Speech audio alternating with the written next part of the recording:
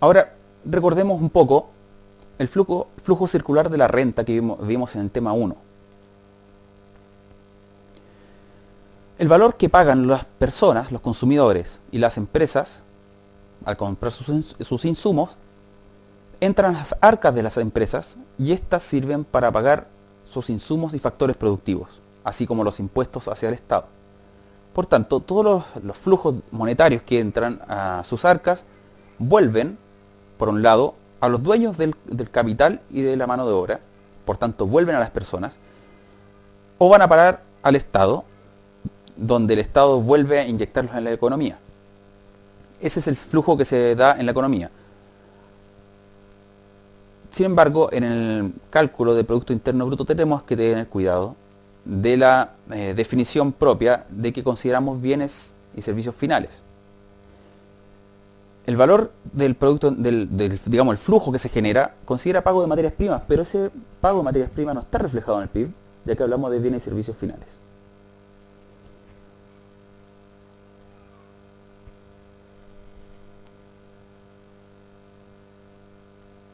En este cuadro podemos ver algunos ajustes que debiéramos hacer al PIB para poder llegar a la renta personal disponible. El cálculo implica que a partir del PIB se agreguen las rentas netas de factores externos, es decir, las rentas de factores exteriores son pagadas hacia el exterior y las rentas de factores nacionales que operan en el exterior generan renta para nosotros como país. Por tanto, hay que agregar al PIB el valor neto de esas rentas netas. Segundo, una parte del PIB es destinada a recuperar la capacidad productiva. Por tanto, no genera ingreso. Este elemento se denomina depreciación y debe ser descontado del PIB para aproximarse a la renta nacional. Otro elemento son los beneficios no distribuidos por las empresas, ya que éstas no van a dar al ingreso de nadie. Se quedan dentro de la empresa y en algún otro periodo en que se mida el PIB nuevamente, puede ser que constituyan ingreso. Segundo, las transferencias y los impuestos son un elemento que genera el Estado.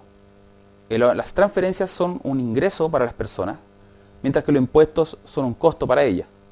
Por tanto, del PIB habría que agregar transferencias y restar impuestos para ajustar hacia la renta personal disponible. De aquí deducimos que hay una relación muy fuerte entre PIB y renta personal disponible. Por eso aquí el PIB es una variable bastante relevante para la sociedad y se toma como un indicador del beneficio que obtienen las personas de las actividades económicas.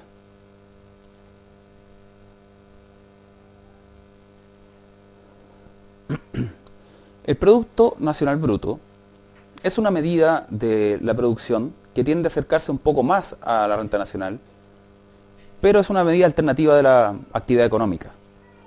Este se mide como el valor a precio de mercado de todos los bienes y servicios producidos por factores de producción nacionales, ya sea dentro del país o fuera del país, a diferencia del PIB, que solo mide la producción generada por factores productivos dentro del país, ya sean nacionales o extranjeros. En términos de medición de la actividad económica, generalmente se considera el PIB, porque es la que genera la actividad dentro de las fronteras del país y genera empleo dentro del país. Por tanto, es una medida que se utiliza mundialmente.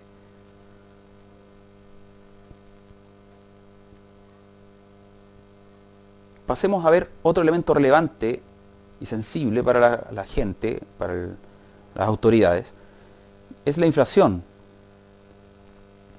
La inflación es el aumento sostenido del nivel general de precios y hay distintas maneras de tratar de medirla. Entre ellas, y ya lo vimos, está el deflactor implícito del PIB. Este indicador es bastante global porque considera la producción total de la economía. Sin embargo, hay otro indicador que se usa por ser más sensible para las personas y que es el índice de precios al consumidor. Este corresponde a la variación del costo de una canasta representativa para un consumidor promedio en la economía. Por tanto, se acerca un poco más a la medida del cambio del costo de vida de las personas. Y hay otros indicadores, tales como el índice de precios al por mayor.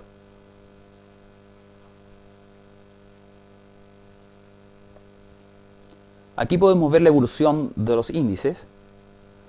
Vemos que claramente los dos se comportan de una manera un poco parecida. Sin embargo, vemos que en algunas ocasiones van en sentido opuesto. Al final de esta serie de datos, entre años 2008 y 2009, se observa una caída de IPC. Sin embargo, el deflactor del PIB muestra un aumento. Esto es porque miden sets de bienes distintos, los precios de bienes diferentes. El IPC mide la variación de precios de aquellos bienes que consume directamente la población, pero el PIB incluye una gama mucho más amplia, incluso productos exportados y aquellos que consume el Estado.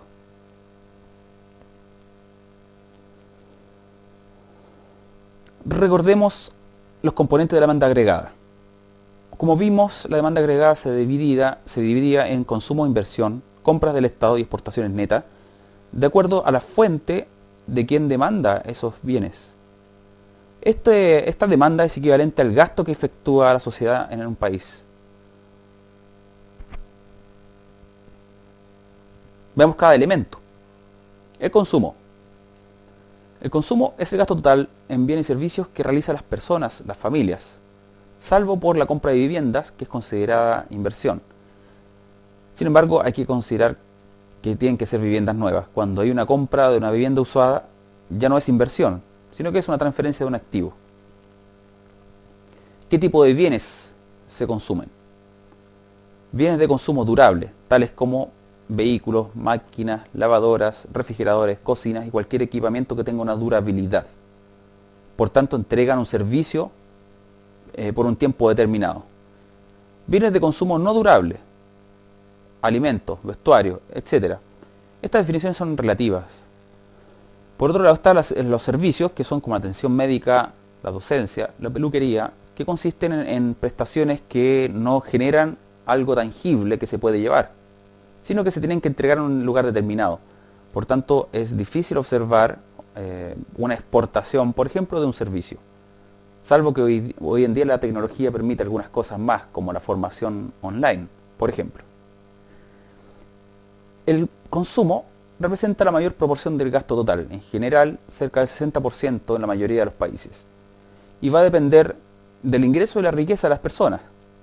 Mientras más riqueza tienen las personas, tienen una tendencia más elevada de consumo, y las variaciones del ingreso en algún momento determinado tienen algún impacto sobre él.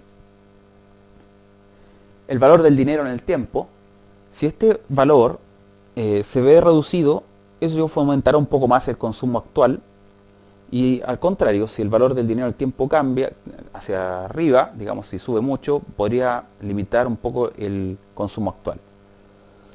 Las expectativas también afectan al consumo. Cuando se cree que vendrá una dificultad para adquirir cierto tipo de bienes, muy probablemente aumenta el consumo de esos bienes o el gasto en ellos. Aquí vemos cómo se comporta el consumo a lo largo del tiempo. Y al lado derecho podemos ver el consumo chileno privado en relación al Producto Interno Bruto. Vemos que se mantiene cerca del 60%, salvo en periodos como 2006-2007, donde la actividad económica está un poquito más rezagada y el consumo estuvo un poco más tímido. Pasemos a ver la inversión bruta. Este es el gasto total que efectúan las empresas. También comprende, y debe considerarse dentro de ello, el gasto que realizan para mantener la capacidad productiva o reponer el capital que se ha depreciado. También se debe considerar la acumulación de existencias. ¿De qué depende? Depende de los ingresos, del costo oportunidad del financiamiento, como la tasa de interés, para poder invertir, las expectativas. Vamos a hacer una salvedad, o un poco explicar por qué se considera en inversión bruta la reposición del capital depreciado. Si bien genera gasto y no genera ingreso, es necesario para mantener la capacidad productiva al periodo siguiente. Se debe considerar la inversión también en capital nuevo productivo, y la acumulación de existencias es un caso más particular, debido a que si estas existencias no se venden en realidad en el mercado, se acumulan y forman parte de la producción de otro periodo.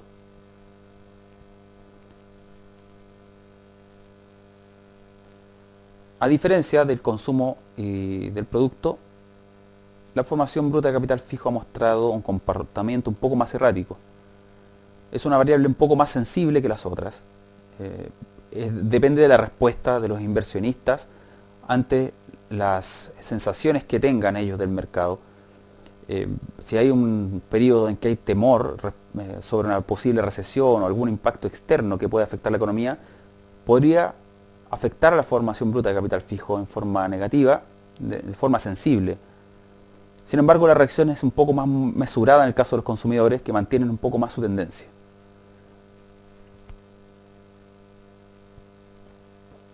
Otro elemento son las compras del gobierno. En las compras del gobierno se diferencian del gasto público en que este último incorpora las transferencias también, transferencias netas. Estas no implican una producción de bienes o servicios, ya que las transferencias son un pago sin recepción de algún producto o servicio. Por tanto, no demandan producción. Deben ser descontadas para poder considerarlas como gasto que genera producto. Las compras del gobierno son un elemento de política económica, debido a que el balance fiscal tiene un impacto en los resultados económicos de un país. Si el gasto fiscal y las compras del gobierno son no regulares y no responden a una cierta regla, podrían generarse periodos de inestabilidad financiera, podría aumentar el costo del financiamiento externo, podría afectar al resultado económico en términos de producto y a la demanda agregada, y a la larga al empleo e inflación. ¿Y por qué se daría esto?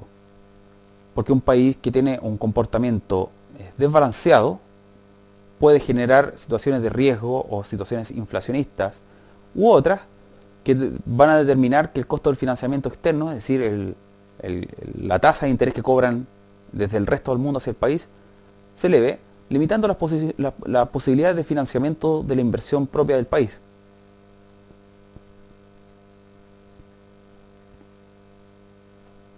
Acá vemos que las compras del gobierno, por lo mismo, tienen un comportamiento bastante suave, sin embargo, tienen un efecto cíclico sobre la economía.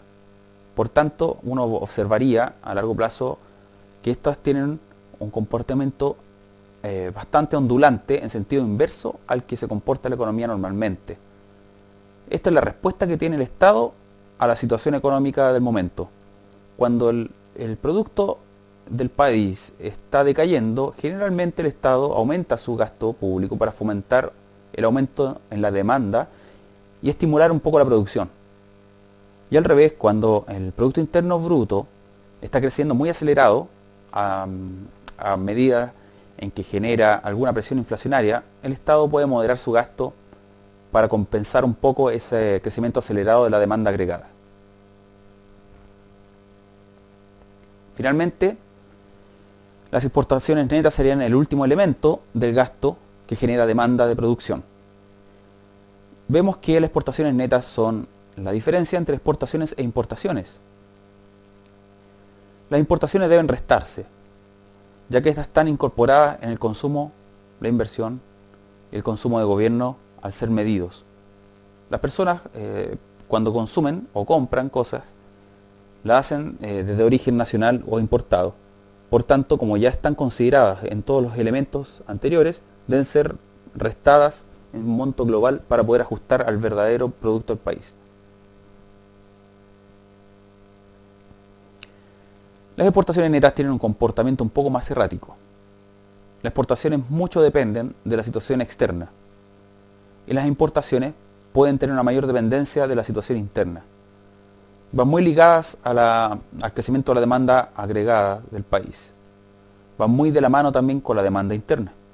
Sin embargo, las exportaciones no son muy controlables y dependen de cómo está el mercado en el exterior y cómo se está comportando la economía que demanda bienes de nuestro país, es decir, los socios comerciales.